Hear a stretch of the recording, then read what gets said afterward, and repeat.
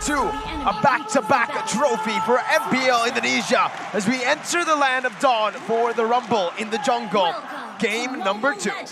Welcome once again to the land of Dawn here. Once again between the yellow porcupines and the white tigers. And taking a look at this once again, Kyrie very interestingly goes in for assumingly the Tank-Salot build here. Demon Slayer on the Lancelot. It's not the aggressive assassins that we're used to for Kyrie in particular. So there's a lot of emphasis here on the neutral objective take. Keep in mind, Kyrie has gone and went with a bit of a hybrid build, a bit more tankiness and some damage, but now Hejime gets jumped on and he needs to be very careful. Keyboy has that concussive blast, and in the early stage, that allows this Hilda to be absolutely oppressive, and Taz will definitely start feeling it as Keyboy just trails behind him. This is what I've also noticed here, Arashi, when we see a Diggy, especially in the hands of EVOS, right? They always rotate towards the EXP lane first. A lot of emphasis perhaps on getting that level 4 as soon as possible before the neutral objective contest. That is a valid play for sure, and also gives Psychots a chance to get ahead in the lane, which is usually a big win condition. But look at Brands! Again, it's going to be Brands who will be first blood eaten up by Kyrie on the Tank-Salot. Sure, it may be a Tank-Salot, it might be a Demon Slayer, but last time we saw Kyrie play it, he was able to assassinate a whole lot of targets, and hey, he's doing it again. It's definitely the case, and there's no real easy counter. Yes, Taz with the Mortal Coil can be a bit of a nuisance, but for the most part, he has tools available for the outplays, and Keyboy finds Brands. There's a lot of damage. Oh my god, there's no way they're going to be able to kill Brands again right as he respawns! Brands is down again. 2 deaths, 2 minutes. So brutal. That's so brutal. And now EVOS are looking for a trade here onto the turtle. They're gonna get it. But in the grand scheme of things, losing Brands 2 times in a row for the first 2 minutes of the game, it's a little hasty, but at least EVOS get a little bit in return.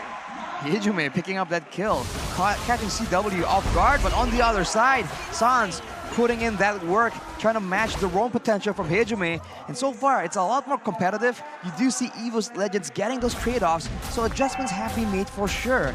But again, Brands not doing so hot right now. That could be fatal in the mid-game. We all know how these gold laners like to start roaming and start to impact the rest of the map. Look at Taz though. Munching on the turret goal right now as Keyboy is going to be stunned up. Brands trying to look for the pin down with the spear, but will not be able to find it as CW rotates over as well. Here, Kyrie has been able to get the steal as well on the orange buff. Like we mentioned earlier, the trades happening will mean that ONIC will still be able to grasp that gold lead, have a solid grasp onto the gold lead. Look at how Keyboy is playing right now.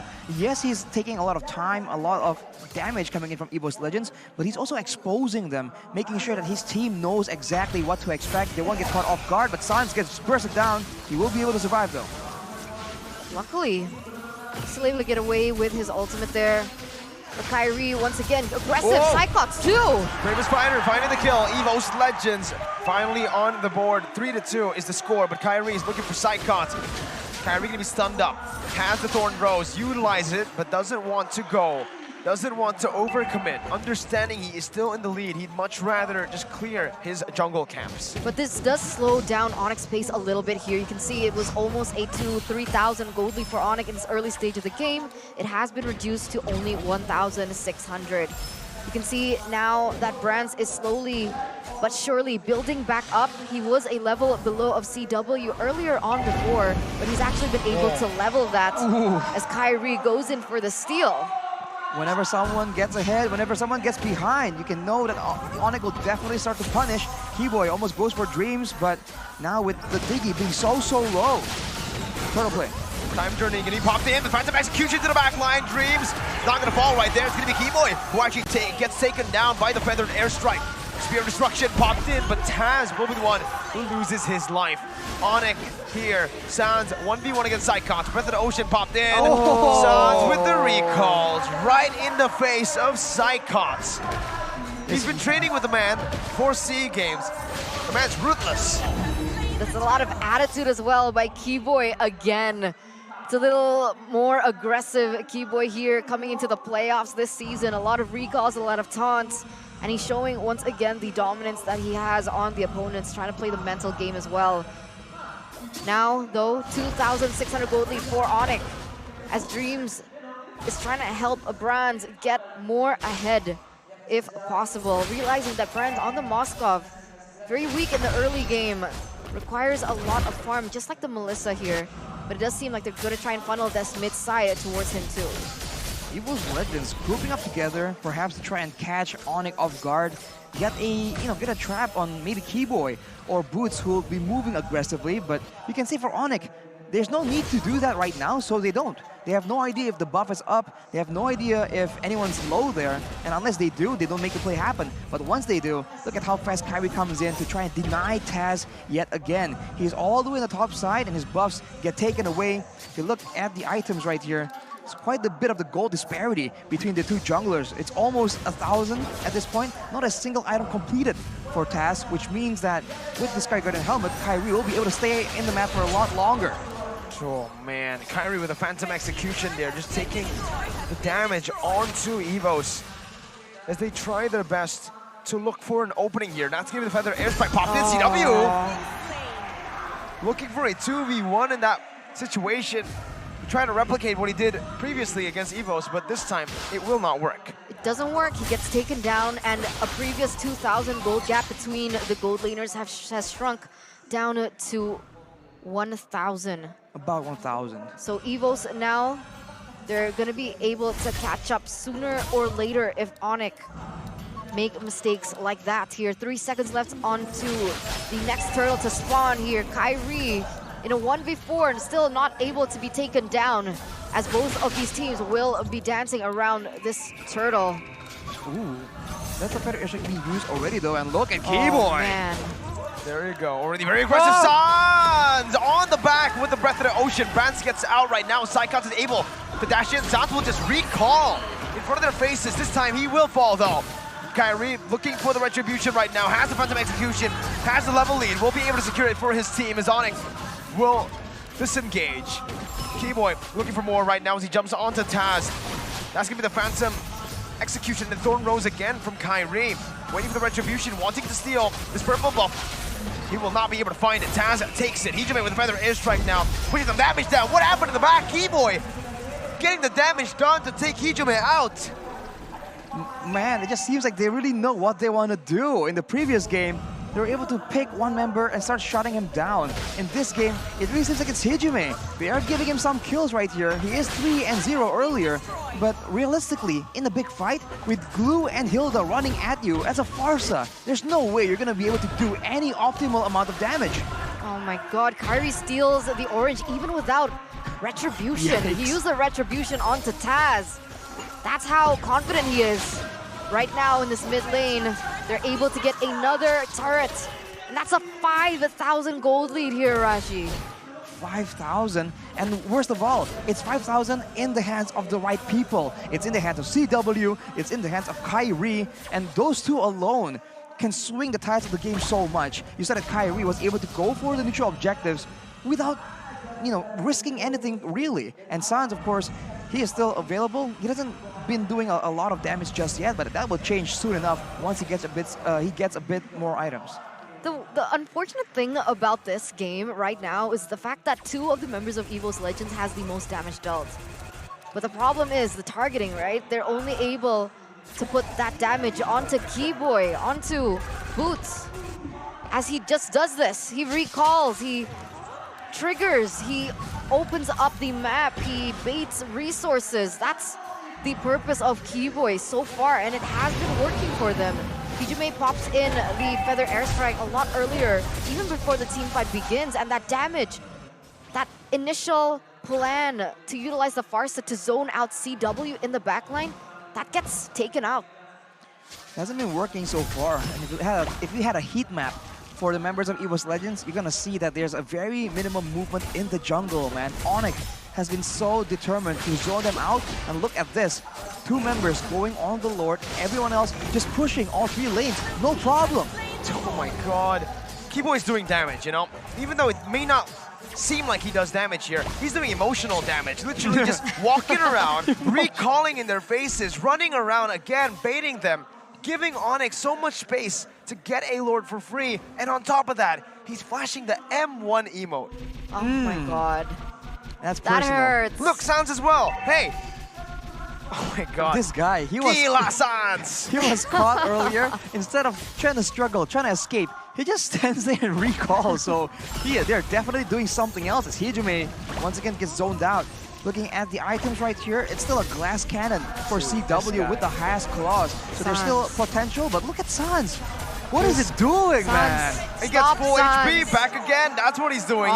Boots is joining in. No, Boots, you're the gold one. You don't do that. Hey, we're all just feeling it. The M1 emotes coming in. Kyrie even using the Phantom Execution there. ONIC are playing with EVOS Legends. They are literally just playing with them. Look at Keyboy and Sans. If Gani was here, he'd be saying they're toying with their food. But you can see here the Lord marching down there in the bottom side. See Hijume already opening up that Feather Airstrike. That's a resource they can't use to zone them out of the inhibitor turret. Okay, Kyrie looking for the damage right now. Sans is still recalling. Now finally disengaging. Bravest Fighter going to be popped in to clear the Lord out in ONIC. Will we be able to utilize that 8,000 gold lead to get all tier 2s with the first Lord? So not as dominant as game number 1, but still very dominant. I think that's partially an adaptation from the side of EVOS Legends, because keep in mind, if EVOS force a fight right here, it might not go in their way. If you look at ONIC, it's what we said again and again. They just waited for the right opportunity. If it's not there, they just stand in front of you and recall, man. They're chill. They just keep doing this. And once they see an opportunity, that's where they actually go in and make that decisive play before you even know it. And now they're locking EVOS Legends in their own base as Kyrie and CW are just all around trying to get more items, more of a gold lead. With 3 members only, they're able to keep EVOS Legends stuck right there in front of their base. Man, and they just regen up, right? With the pokes coming in from the Diggy, all Boots needs to do is skill 1, and he just regenerates back all that HP. But we would like to remind you, ladies and gentlemen, that both of these teams are going to be our representatives here, the Indonesian representatives for these SEA Games as well. So not just MSC, but also the SEA Games. But whoa, whoa, whoa! They're going in right now. Taz is going to be taking that damage, and the Models is able to shred them down, but Keyboy has been taken down. ONIC unable to find a kill back for now. But they are looking for some more. That's going to be the base server taken down, and CW with the Models is able to find Taz in the back. Boots with a flicker forward, Brands with the Inspire. Boots getting brought back, but the damage comes through once again for the side of ONIC. They take the base turret and they leave. They will just go and put their sights onto the enhanced Lord. All that for what? For the roamer. Keyboy, man. He's just so good at making sure that, okay, we'll give you something, just nothing of value. Loses his life as the Hilda, doesn't matter. He's back up right now. EVOS is down a base turret far away from the neutral objectives. If this comes down to a Lord dance, ONIC, once again, has already set up themselves for success. But they seem to be bursting it down directly right here. It's going to be a very, very fast Lord. And ONIC is back to corralling EVOS Legends back to where they belong, back into their base. 10,000 gold lead, Arashi. Mirko, 10,000. I think the longest I've seen in playoffs was 13. They might overtake that. This is insane. Looking at the in-game equipment here, you can already see the disparity, Arashi.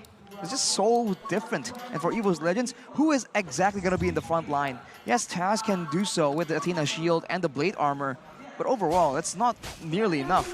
Cyclops, on the other hand, it's a bit different. Now he has magical defense, but he has no physical defense. So if he just comes in with the Bravest Fighter and he does not land a perfect combo, he gets zoned out ever so slightly by the go-away, he's done. And now he doesn't have it anymore, and ONIC make their move.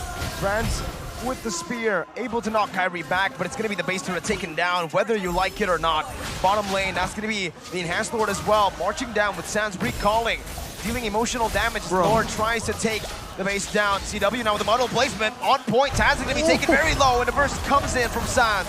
Unable to hit onto anyone, but it means the base turret will be all taken down, mid, bot, and top. Now they're crashing in. CW has been given all the space necessary. The reverse time buys a little bit more time, but the go-away is right there. CW. The decimation takes him out. Kyrie on the base, looking for the end right now, and it might just be a throw. Never mind, ONIC just stomp after stomp, playing with their food, showboating everything. yet they do not get punished. At the end, there wasn't even a big engage, right? They just went in, dived in. There was no CC at all. It was just pure damage. What the heck? And pure sustainability coming in from Keyboy, the Hilda, to rush into that back line. And the Muddles placement, the fact that they were all clumped up together, it just really was the cherry on top. And even if Taz was able to get CW off the board there, Kyrie was already focused on the objective, focused on the prize, and that was the base turret, Arashi. It was a 13-minute game, so it was a minute longer, but that is all EVOS were able to get. That is insane, man. Coach Age, despite his best efforts, that's how he gets. He only got 1 minute. That is insane. The objective-centric gameplay here. It doesn't seem like they're playing objectively, but keep in mind, why were EVOS all grouping together? Why were they not spreading apart? Why were they not split pushing? Because if they do, ONIC will just end the game. This is what they're able to do by hyper-focusing on the objectives that matter the most. In the end, it's always that base. If it gets taken out, it's over. EVOS tried their best to clear the waves, to try and deter the members of ONIC. And you saw, with the mid-base tower still standing, ONIC were able to do damage, but they never committed anything. They just kept doing damage and moved back, bought enough time for that base turret, and then from there, it's all back to the same situation. They wait for the opportunity to do damage, and if EVOS wants to go for a big team fight, a big crowd control, sure, they can do that, but then CW, so far backwards, will be able to land the models and just completely decimate everything. Everything is just so well thought out. I don't think we've seen this kind of like dominance ever.